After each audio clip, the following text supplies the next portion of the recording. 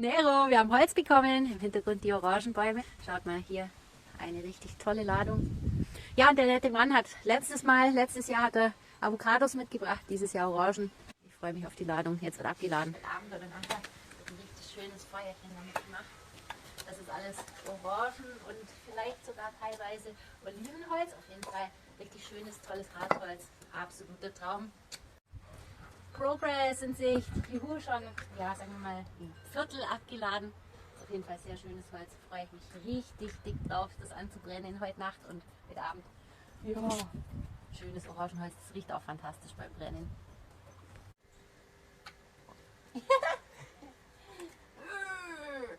Form an, schaut mal, es ist echt schon ungefähr die Hälfte, glaube ich, abgeladen. Nochmal so viel bekommen. Ich liebe es jetzt schon. Yeah!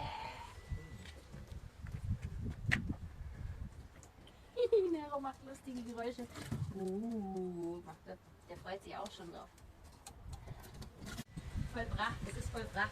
Ich würde sagen ungefähr ein Stern, grob, Pi mal Auge.